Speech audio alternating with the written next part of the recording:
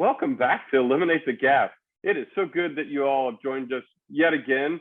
We're about halfway through our second season. We're delighted that you've continued to be loyal listeners. Delmar and I are grateful for that, absolutely. And we have a treat for you this evening.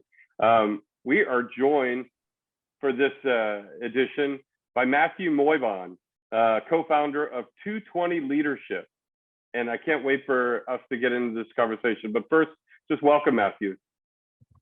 Thanks, Eric and Delmar, both to you for having me on the podcast. Eric, we met very early in me and my brother's journey. So we were really grateful to how gracious you were to us early on. And it's pretty cool and humbling to be on this side on an interview on your podcast now, several years later. Yeah, well, I'm delighted that you guys have continued to grow, and I can't wait to share your all's journey with the folks out there listening and watching us today. So why don't we just jump right in? I suspect that we have some folks that are familiar with your work since you've been connected so much to a lot of national after-school organizations and have really been scaling. But just give us an overview of not only what 220 Leadership seeks to do, but don't be afraid to tell us how you even came up with it. How you and your brother, why you even started it. Yeah, at 220, we provide organizations and individuals with the tools, the courses, and the content that they need to become leaders, creators, and entrepreneurs. So we do that in a variety of settings, mainly in the workforce development space and the out-of-school time space, a little bit in the education space as well.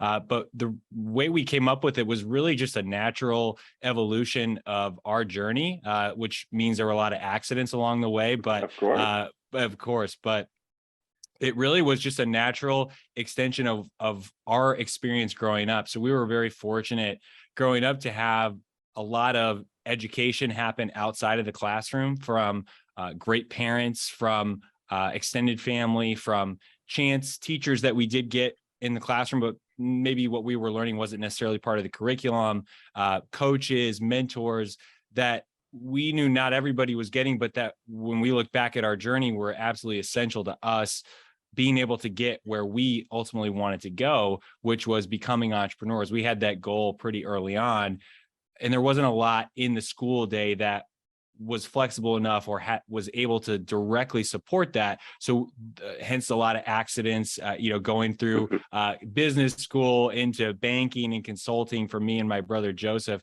who's my co-founder. But eventually we came back to this idea that we had actually started as a summer camp in 2009. And it was all about just trying to help students figure out how to succeed as they were transitioning from middle school to high school. And we just fell in love with that and eventually wanted to come back to it and just look back at our journey and realize a lot of those skills that we learned, we wanted to provide a formal program that we wish we could have had when we were growing up, but that we know could help every single student figure out what their 220 life, second to none life is. And that's the name of our company. Because for us, that was entrepreneurship. And that's not going to be entrepreneurship for every single student, but they do have some definition of what an amazing 220 life would look like for them. And if they had the right tools, the right support, the right mindset, and we could help them develop that, then they can make it happen. We believe that everyone has the potential to do it. And so that's what we wanted to create when we started 220. Awesome. And Delmar, pardon me real quick. Yeah, go ahead. I'm already going off script. Oh, wait, there's a script. But no. So just real quick, because you and your brother decided on this early on, like you're younger folks in your career, and that takes some self-reflection to recognize that there were things that helped you all, and how do you bring that to other folks? And I wanted to just see if you could reflect a little bit more on just, that part of it for you all as individuals and how that kind of translates into what you all created. Absolutely. One of the strengths that my brother and I have is the relationship that we have. That's absolutely been an X factor to us being able to stick through some very unsuccessful periods and eventually get to the other side where we've been able to be successful. So that was a big part of it early on, was we were having a lot of conversations about entrepreneurship growing up, and that our dad was actually really good about exposing us to just opportunities. He really wanted us to think outside the box and not necessarily think the traditional path was the only way. So he would drop books on us like Robert Kiyosaki's Rich Dad, Poor Dad. And Sure. he took us to this network marketing meeting where him and my mom were invested. And we actually invested some of our own money and got to see the lifestyle of an entrepreneur and eventually failing in that business pretty badly and having a really good experience with it. So we were having some of these conversations because we both had found that spark, that shared sense of passion around entrepreneurship, not knowing at all, what our idea was going to be. We can talk more about that if we get into entrepreneurship, Right. about the misnomer of the idea, but just this natural journey where we were having conversations. And while we were both in banking and consulting, we used some vacation days to actually work on what we didn't know was going to be 220. And so it's just a lot of these conversations and being kind of naturally self-reflective and having these really open and honest conversations. So I was fortunate to have my brother in that, not only, the other influences that I had up to that point, but it was just kind of that relationship that had always made us think back to, what our experiences were, and not trusting that what worked for us would, of course, work for everybody. So we needed to validate that with research and a lot of testing ourselves. But also we, thought back to if, I guess that's really the main part. Cool. That's awesome. Yeah. Yeah. And as I think about that and just with young people, and you're young, talking about at that time period, so many of our young people today are afraid to fail. And I think, there's something to be said about that, because as you just shared, there's so much value in learning from failure, and that's how we grow the most. So that I really commend you guys for doing that and continuing to stick with it there and sharing that with young people that you guys work with. But having said all that, during this time period, I know it's really tough to get into schools with the climate right now that's going on with schools and everything surrounding schools. Like, even with after school programs and the competitors and all that stuff out there, like, tell me how you develop the relationships with the schools in order to get in there and do the work that you guys do. Yeah, absolutely. And I did just remember what I was going to say originally at the end of that, which I think could be important based on the topic that we're talking about. But one of the things Joseph and I realized too, being 25 and 23 when we were about to leave these companies, was, okay, we're not going to be able to sell a lot of expertise to 40-year-olds talking about our life experience at 25 and 23, our combined 4 years in the corporate world. We didn't even know what our expertise was. So it was a lot of looking at, well, what do we already have in our arsenal in terms of experience and assets that we could leverage? And a lot of that was around what we were able to do successfully as youth. So I think that was an important piece of our entrepreneurial journey. And now as we look at talking about partnering with schools, I'll be honest, since from the get-go, partnering with schools has been really challenging. Schools are directly working with schools is a really small percentage of the way that we reach youth. Sometimes it happens through a connected program that happens to work with the school. But we found a lot more success in the out of school time space and the workforce development space. The out of school time space particularly has been so refreshing. It's been so, they're so open to partnerships. They're looking for, curriculum that can supplement the, core 40, the standard curriculum in the school day, which lends itself naturally to soft skills and some of the things that, I think a lot of us are excited about the movements of this getting more incorporated into the school day, but I think we still have a long way to go. So they're looking for this curriculum. And if they find partners that can do it well already, that they can just leverage and get, staff trained quickly, because there's a lot of turnover and burnout in after school, with a lot of wide ranging experience levels for who's teaching students in these after school programs.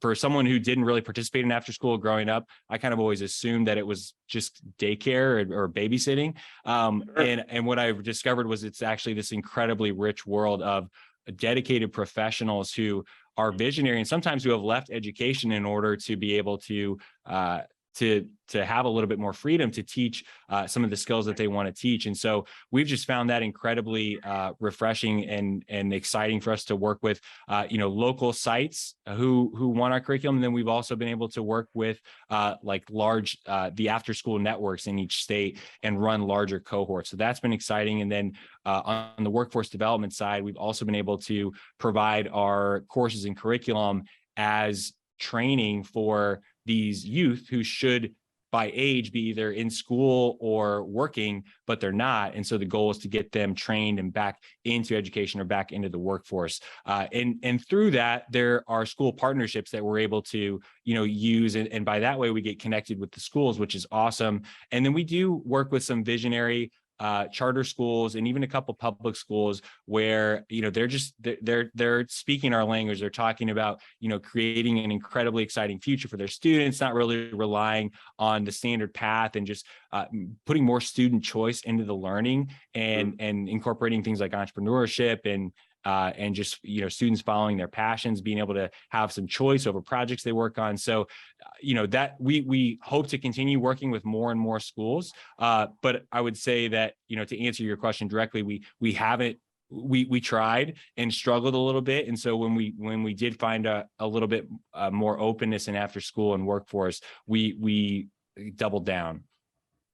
Yeah, it's interesting, and this has been a theme over the last 2 years, hasn't it, Del, where we've continued to find that the school system seems to want to work against, youth development in some ways. And so you can literally be in the same building, but the tenor changes at 3:30, where all of a sudden, sure, you all can come in 2:20, but not between like 8 and 3.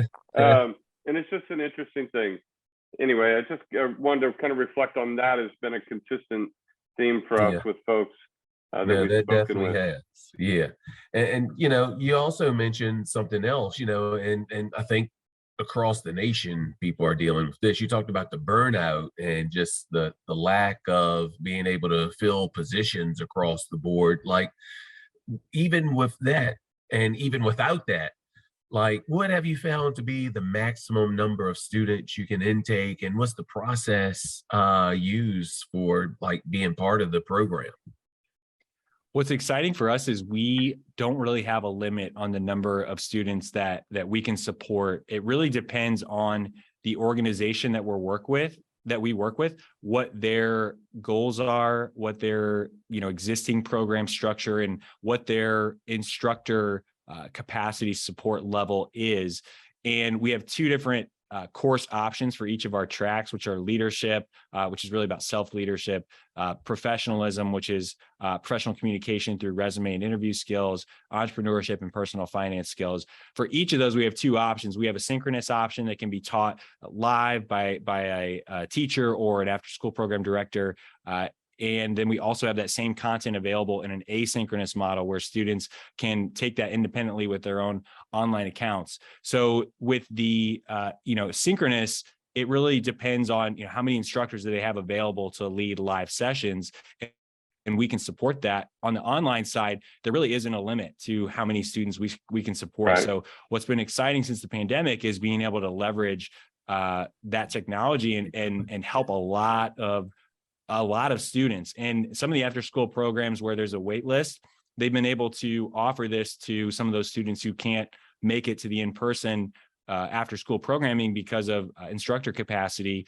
And then, with the, so that's been fun. And with the synchronous, even, what we try to do is just, when you mentioned burnout, we try to make it as easy as possible to implement, step instructions, slides, because, initially we'll run into, oh, is this something else that I have to do?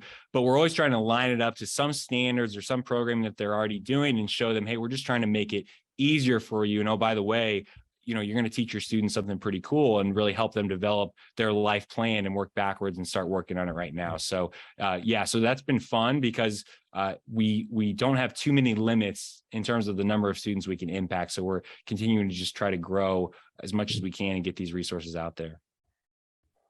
It's so I'm familiar with Second to None and your history, and it's a lot of things. It's not just about entrepreneurship. It's academic enrichment, mentoring. It's a whole host of things. I know we wanted to focus this particular conversation a little bit more on entrepreneurship. So in that spirit, I mean, entrepreneurship as a youth engagement activity, it's been a hot, now you put in air quotes there, activity for the last 20 plus years. It's been, a lot of folks have been trying to do it. It continues, like that seems to be the solution, particularly in international development, where you have resource or low resource areas. Oh, well, then let's just train them to be entrepreneurs. So I say all of that to say, I know it's much more complex than that. And more in particular, what you all deliver is much more complex than that. So let's help our listeners understand kind of what's different or what's innovative or what they can expect from a process that you all provide. The biggest thing we try to do with entrepreneurship is make it more accessible to a larger group of students. And when we say that, I talked about the idea a little bit. One thing I found growing up was that I assumed entrepreneurship was all about finding that perfect idea in your head and then, getting a patent and going and making that happen in the world and doing it before anybody else. And that's entrepreneurship, having a huge successful company. And as I learned more and more and even saw our own journey, it didn't look anything like that. And I learned how many different forms of entrepreneurship there are. So I think what's unique about the way 220 does entrepreneurship is, first of all, the way that it's combined with the other curriculum that we have. So while they can be taken separately, the courses can be taken separately, we encourage as many of the programs that are willing to actually go in order and start with leadership. And when I mentioned it's about self-leadership, the whole goal is to teach students that leading by example is the only true way to become a leader. You don't even need to have incredible, vocal skills. You don't need to be an incredible speaker to be an incredible leader, to lead by example. And the way that you do that is you achieve really challenging goals. And so what we do is try to help students frame what that 220 life is, their 10-year vision way out there. We work backwards and then we teach them some of the foundational skills in terms of, daily habits, managing your calendar, how to identify the most critical activities you need to make progress towards your goals, how to set 12-week goals that line up to those 10-year vision, so that even if that changes, you have a foundational process. And then once we identify that, we're teasing out some of the inherent strengths, passions that students already have. Then we want to take them into entrepreneurship and show them it's actually not that crazy of an extension from, what your passions are to start to dabble in entrepreneurship. And that was our journey for us. We didn't have some crazy idea. We just, piloted this summer camp and put together a curriculum, and we loved it. And we used our sports experiences and our passions for that and for coaching and just, loved education and personal development. And all of that was just such a natural extension of who we were in our personal lives. The stuff I'm fortunate to get to talk about and write curriculum about in my company is stuff that I'd be reading about and watching anyway, even if I was still in banking, because I just love it. And that's why I think we've been able to be successful at it. And so what we want to do for students is show them that, entrepreneurship doesn't have to mean starting your own company, and especially doesn't have to mean being, those companies you see on Instagram and TikTok that are just, blowing up and they're the unicorns, 98% of entrepreneurs are not that. And it's way more of an extension of who you are. And if you can, be on your journey where you're able to maximize what your excitement and what you want to learn about naturally, where you have energy, you're going to build skills and be able to do things in a way that someone doing the exact same thing wouldn't be able to replicate. And so that's what we try to show students, is entrepreneurship can just be a natural extension of who you are and what your goals are. And then if you ultimately start a company, that's great. Even if you don't, though, in the 21st century, we're trying to help everyone not just graduate, not just get a job. We want them to become leaders, creators, and entrepreneurs. And so if you're going to be a leader in a company, and if you want to work for a company, no, absolutely nothing wrong with that. But if you want to be a leader in that company, a leader in the community, you need to be entrepreneurial. And so we try to teach those foundational creative problem-solving skills and just the spirit of the entrepreneurial mindset. And the other thing we try to do is, the business model canvas is a one-page business plan.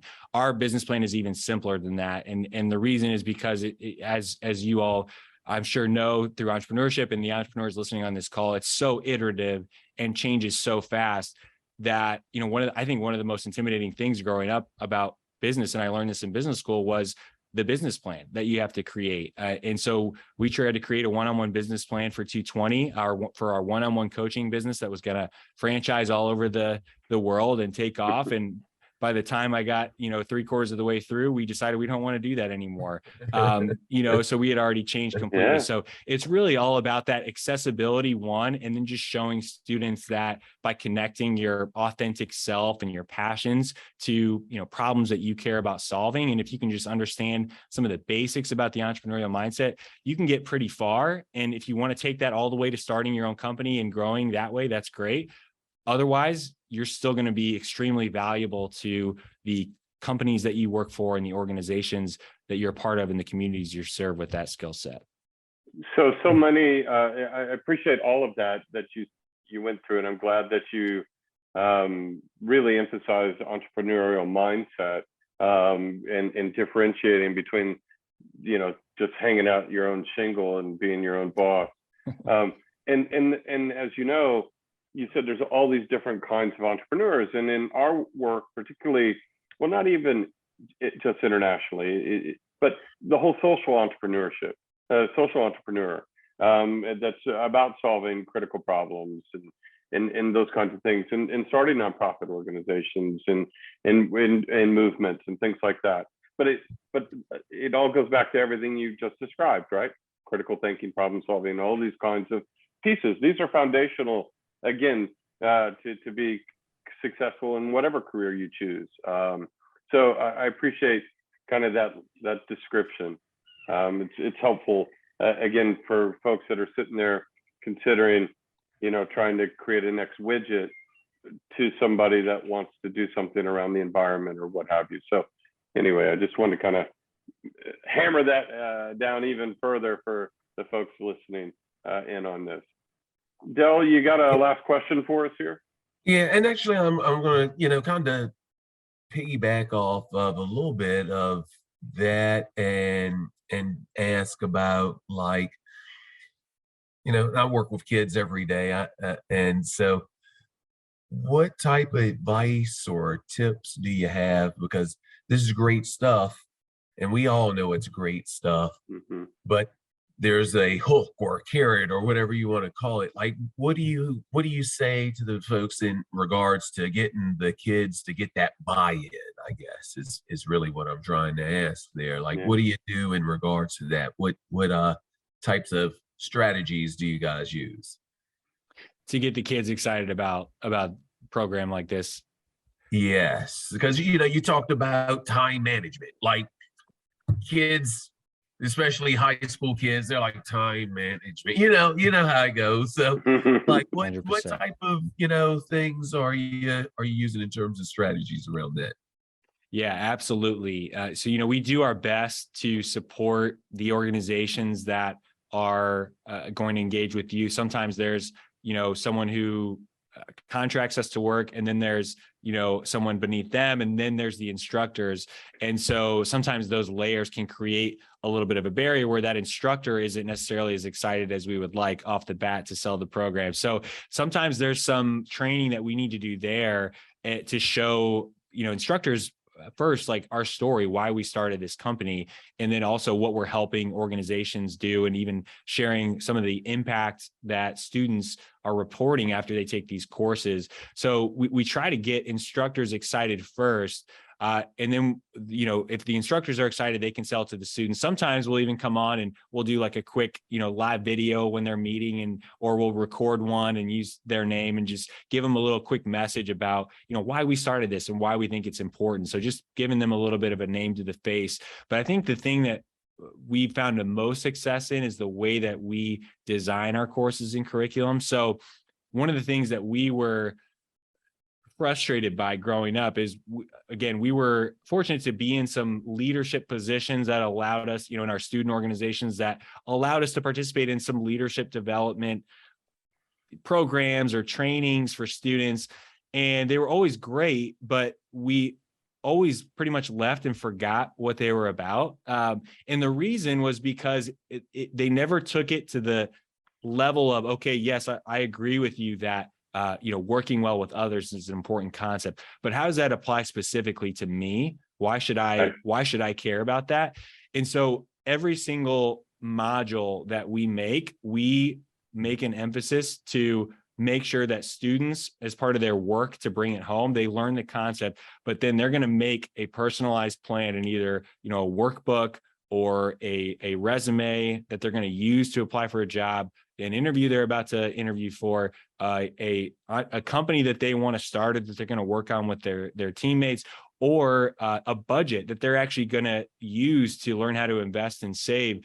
And what we're doing is always personalizing it back to, what are your goals? And now that you understand the concept, how does that fit into this? And not only that, but how are you going to actually make a plan to implement it? So to be honest, sometimes we have to do a little bit of Miyagi, where we just get students started on it. And then once they're in there, they realize, oh, this is actually about, I get to choose what the content is.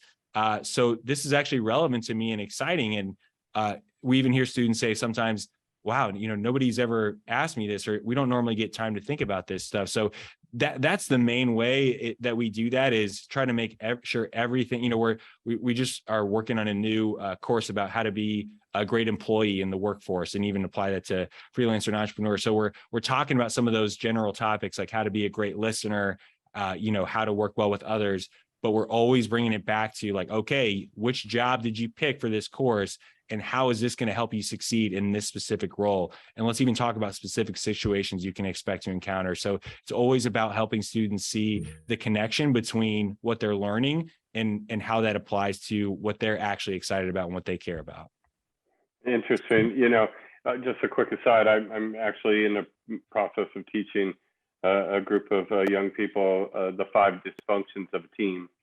And we're going through that process and all of that, doing a deep dive. It's been fascinating, but much like you said, Matthew, that they're like, oh, okay, I actually see how this applies to lots of parts of my life, not just, some fictional office environment that I'm not really a part of yet. We could go on and on and on. I tell you, we're grateful that you've spent some time with us. What we'll do, as we always seek to do, is we'll share any materials that you feel are helpful for folks. It's 220leadership.com. Please check it out. There's a lot of good information there. We encourage you to check those things out. And then as needed, we'll share additional pieces. But I just wanted to thank you, Matthew, for joining us on Eliminate the Gap. It's certainly been fascinating. And we know that our listeners will have gotten a lot out of this conversation. Thank you both for having me. It's been a blast. Appreciate you making this podcast in the first place, and then especially having me on it. And I just appreciate all the work that you both do. And just would love to support you in any way I can. All right. Yeah. Thanks a lot, man. Appreciate you so much. All right. Thanks so much. Until the next time.